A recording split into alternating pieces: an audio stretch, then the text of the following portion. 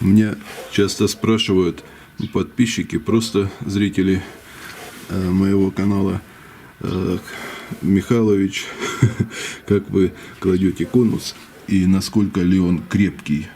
И у многих кирпичи сползают. Вот, и возможно ли делать с перевязкой? Вот отвечаю на данный вопрос. Смотрите, перевязка здесь, если получается у вас, то обязательно делайте ее. Вот здесь у меня есть перевязка. Теперь следующий ряд я вот так положу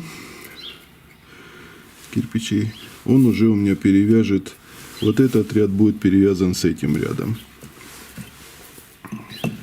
Ну и здесь так я уже подогнал кирпичи. Вот. Сюда тоже, видите, везде есть перевязки кирпичные. Потом следующий ряд будет у меня перевязываться таким образом. Ну, посмотрим там. Вот, может быть, вот так перевязка ляжет. Если же не получается перевязка, то это тоже ну, не то, что ничего страшного, а имеет место быть. Значит, левая стена опирается на зуб и правая на зуб, а задняя уже будет опираться на вот эти боковые стены. Устанавливается как скоба зажимная. Значит, она так, как пружина, будет действовать. Поджимаю здесь кирпич. И с этой стороны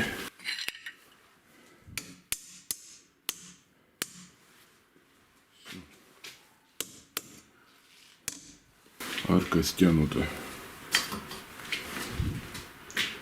И вся арка как бы сжимается вот так.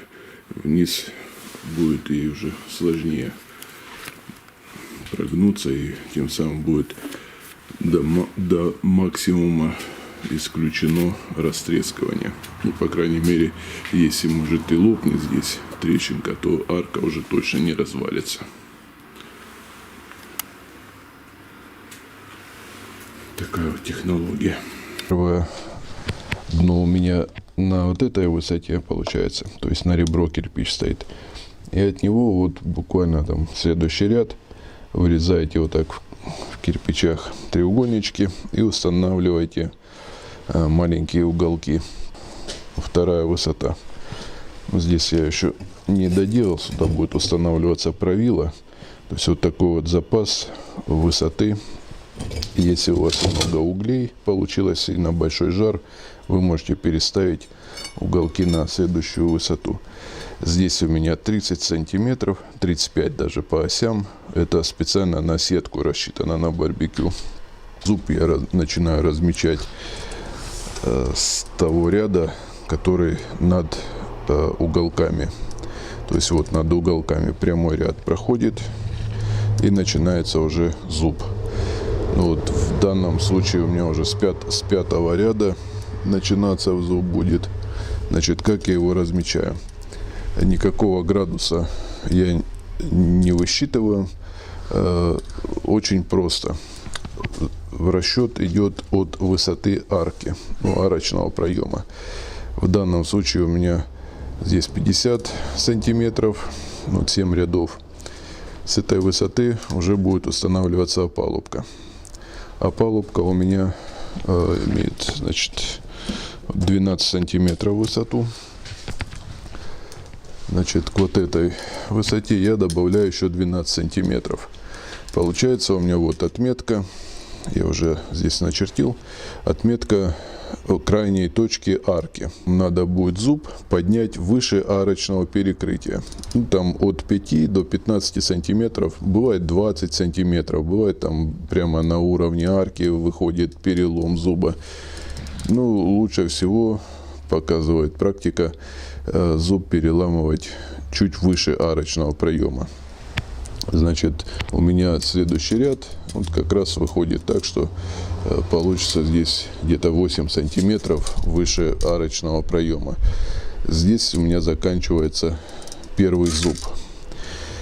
Вот теперь смотрите, как разметить градус наклон зуба.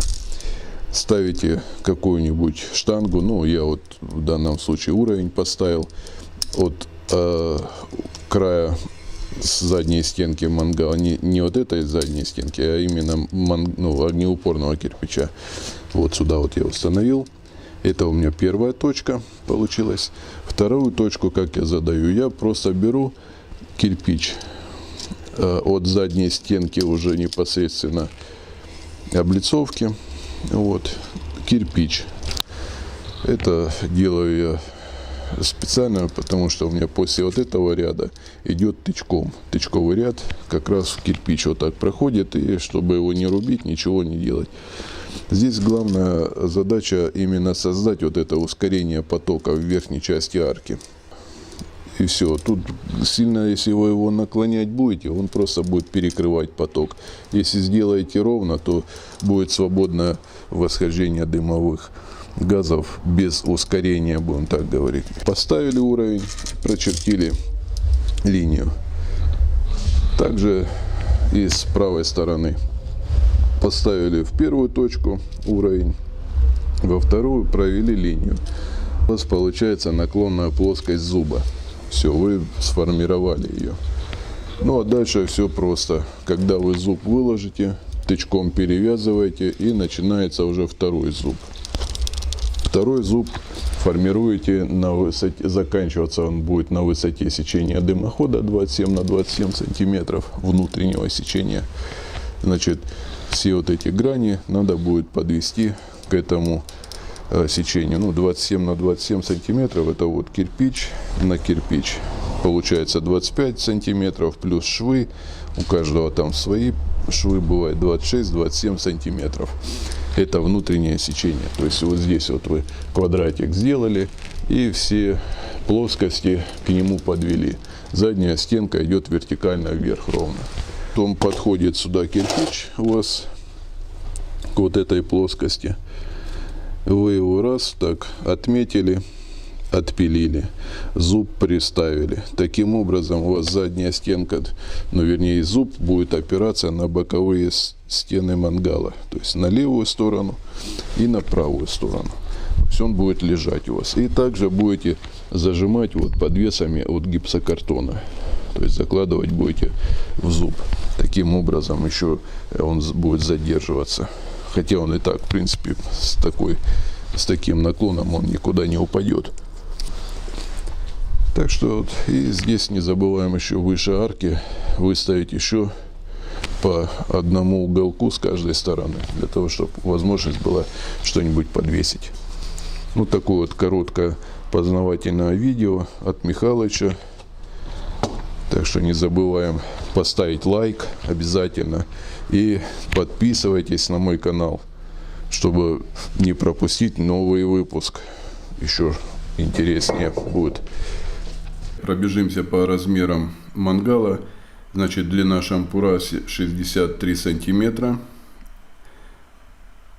Плюс еще ручка, ну, в общем, сантиметров 80.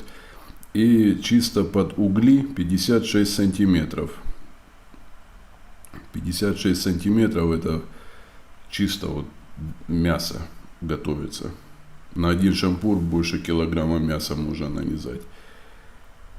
Так, теперь высота, первая высота это 12 сантиметров.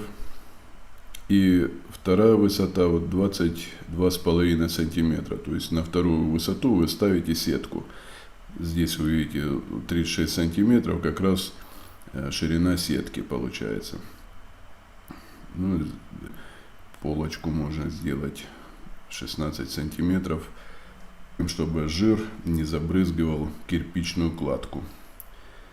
А теперь ширина портала здесь 1,3 сантиметра.